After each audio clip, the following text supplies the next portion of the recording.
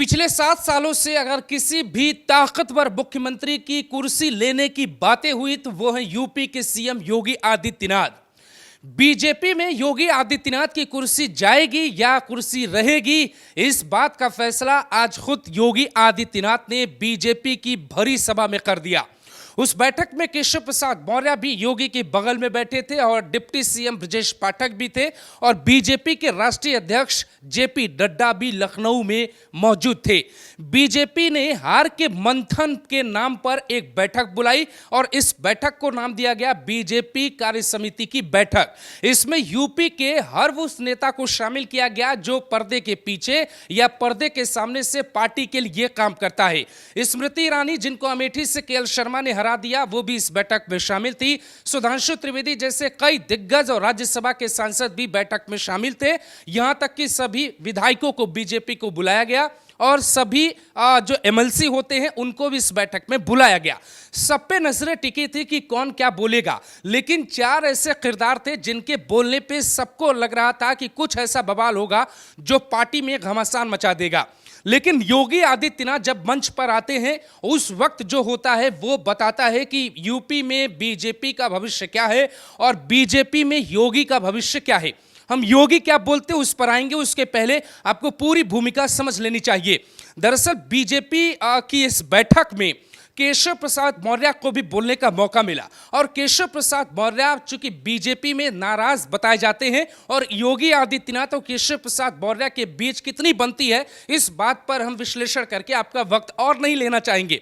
केशव प्रसाद मौर्य ने 2 ऐसी बातें कही जिन बातों के कई मतलब हो सकते हैं। एक बातें उन्होंने ये कही कि सरकार से बड़ा संगठन होता है तो क्या पार्टी उनको अध्यक्ष बनाने जा रही है, और ये बात वो इसलिए भी कह रहे थे कि योगी आदित्यनाथ इस बात को समझे कि अगर संगठन उनका साथ नहीं देगा तो फिर वो कब तक मुख्यमंत्री की कुर्सी पर रहेंगे ये उनको खुद भी नहीं पता होगा। केशव प्रसाद मौर्य ने एक दूसरी भी बहुत हैरान कर देने वाली बातें कही और उनकी इस बात पे वहां सभा में बैठे सभी जो 3000 के आसपास बीजेपी के कार्यकर्ता और नेता बैठे थे, सबकी तालियां बजती हैं। इस ताली में ही योगी आदित्यनाथ की परेशानी भी छिपी है, इसको थोड़ा ध्यान से समझते हैं। केशव प्रसाद मौर्य ने कहा कि पार्टी में जो चल रहा है वो जो हमारा दर्द है वही आपका दर्द है। इसका मतलब ये कि जो पार्टी के कार्यकर्ता हैं वो नाराज हैं, वो किससे नाराज हैं ये बात खुलकर नहीं आई, लेकिन मीडिया संस्थानों में ये बात चलने लगी कि केशव प्रसाद मौर्य का इशारा योगी आदित्यनाथ की तरफ था। अफसरशाही यानी कि जो नौकरशाही होती है किसी भी सरकार की, अगर वो कार्यकर्ताओं पे भारी पड़ती है तो कार्यकर्ता नाराज हो जाते हैं, जिसके कारण यह कहा गया कि इस हार के पीछे सिर्फ 2 वजह निकली। एक वजह है कि बीजेपी के कार्यकर्ता जो बूथ लेवल के जो कार्यकर्ता थे वो नाराज रहे और दूसरा ये कि योगी के अधिकारी ही बीजेपी को जिताने में वो साथ नहीं दे पाए जो उनको देना चाहिए था, और ये बात पहले से लोगों को पता है। इसमें नई बात क्या है ये आपको समझना पड़ेगा। योगी आदित्यनाथ मंच पर आते हैं और वहीं से पूरी कहानी शुरू होती है। योगी आदित्यनाथ एक लंबा चौड़ा भाषण देते हैं, लेकिन आखिरी में जाते जाते वो एक इशारा दे जाते हैं। पहला इशारा ये दे जाते हैं कि उपचुनाव जो यूपी में होने हैं उनमें से जो 10 सीटों पे उपचुनाव होना है वो 10 सीटें बीजेपी जीतेगी, ऐसा ऐलान योगी ने किया। उसमें से जो वर्तमान की स्थिति है वो 5 सीटें समाजवादी पार्टी के पास थी और बीजेपी क्या उन 5 समाजवादी पार्टी को सीटों को हराते हुए बाकी की 5 सीटों पे जीत हासिल करके 10 सीटों को जीत पाएगी? ये बहुत बड़ी चुनौती है। बीजेपी के भीतर एक बात और चल रही है कि अगर योगी आदित्यनाथ उपचुनाव में बीजेपी को जिता नहीं पाते हैं और बीजेपी 8 से कम सीटें जीतेगी तो निश्चित तौर पे वो खेमा एक्टिव होगा जो खेमा योगी की कुर्सी के पीछे लगा रहता है। एक दिन पहले रमेश चंद्र मिश्रा जो बीजेपी के विधायक हैं जौनपुर के बदलापुर से, वो ये कहते हैं कि दिल्ली के नेतृत्व को, आला कमान को कोई बड़ा फैसला लेना पड़ेगा अगर 27 में अखिलेश यादव के पीडीए से सामना करना है तो। पीडीए मतलब पिछड़ा, दलित और अल्पसंख्यक, उस पीडीए से अगर सामना करना होगा तो बड़ा फैसले का मतलब का इशारा यह हो सकता है कि योगी आदित्यनाथ को आप रिप्लेस कर दीजिए, केशव प्रसाद मौर्य या फिर किसी और को आप सीएम बना दीजिए। लगातार पिछले कुछ दिनों से बीजेपी नेताओं के बयान आ रहे हैं। प्रतापगढ़ से जो नेता है बोती सिंह, उनका भी बयान आया कि 42 साल के उन्होंने जीवन में, राजनीतिक जीवन में इस तरीके का भ्रष्टाचार नहीं देखा। अब बारी थी योगी के बोलने की।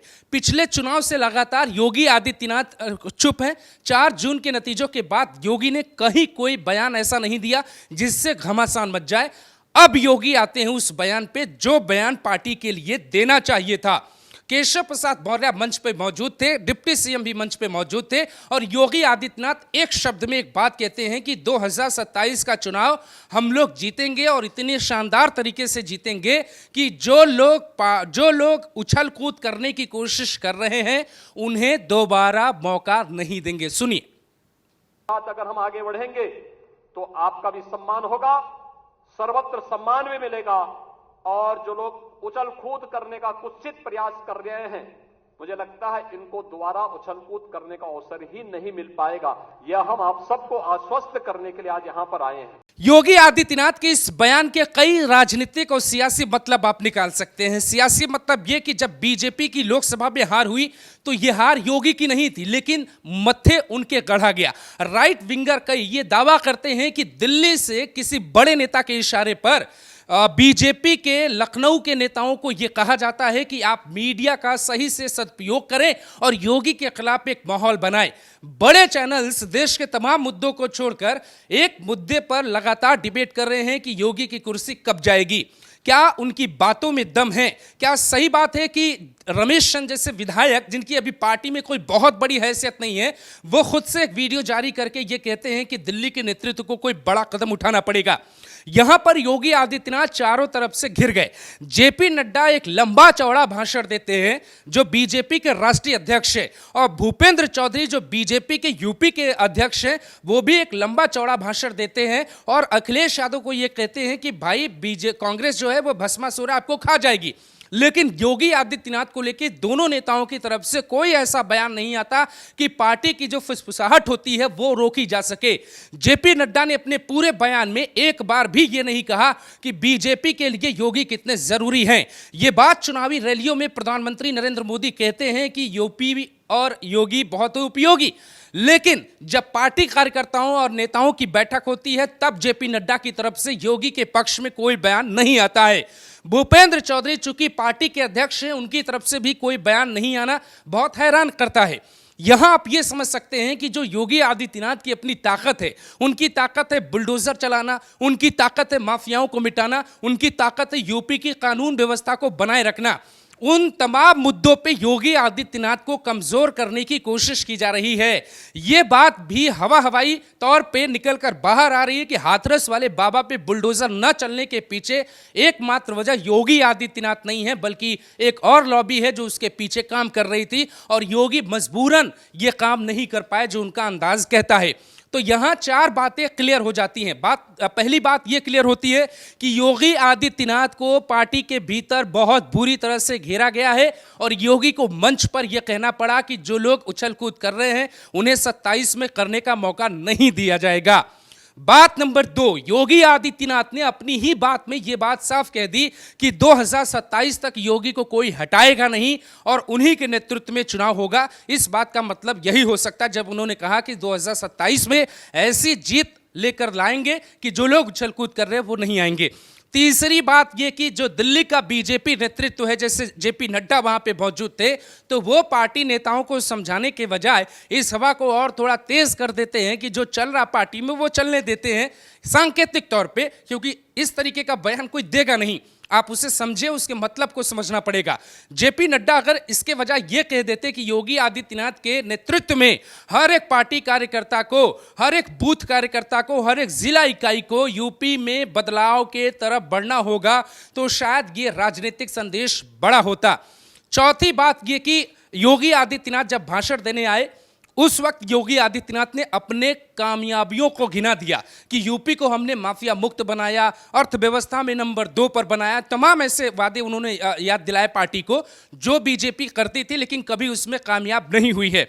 तो यहां अगर जनता योगी के लिए कुछ दुआ नहीं करेगी या योगी के लिए कुछ बड़ा नहीं होगा तो आने वाले दिनों में अगर उपचुनाव में बीजेपी की हार होती है और पार्टी में सब कुछ ठीक नहीं रहता तो योगी और कमजोर पड़ेंगे।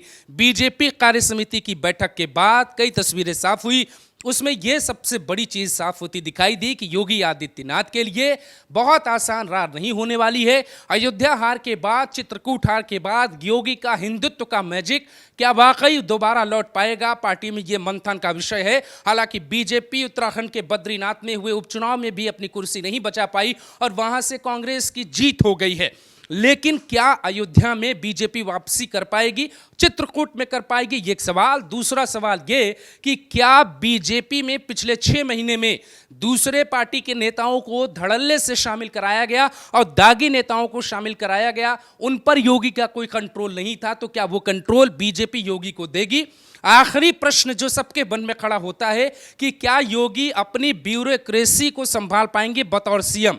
ऐसा कहा जा रहा है कि यूपी में जो पोस्टिंग और ट्रांसफर अब तक होते थे वो योगी के मुताबिक नहीं होते थे, वो होते थे किसी और नेता के इशारे पे। लेकिन पिछले कुछ दिनों में जैसे यूपी के जो मुख्य सचिव बनाए गए हैं मनोज कुमार सिंह, वो योगी के लॉबी के बताए जाते हैं और योगी के जितने भी करीबी अधिकारी हैं उन्हें उन जिलों में भेजा जा रहा है जहां पे योगी का कंट्रोल थोड़ा कम होता है। यूपी का लखीमपुर जिला, जहां पर टेनी नाम के एक व्यक्ति हैं, बीजेपी के खास हैं, दिल्ली बीजेपी के, योगी आदित्यनाथ की राय वहां पर अलग होती। वहां पे दुर्गा शक्ति नागपाल जैसे दबंग आईएएस को भेजा गया है बतौर डीएम बना के। तो ये तस्वीरें साफ हो रही हैं, लेकिन योगी के लिए बहुत आसान नहीं होने वाला है।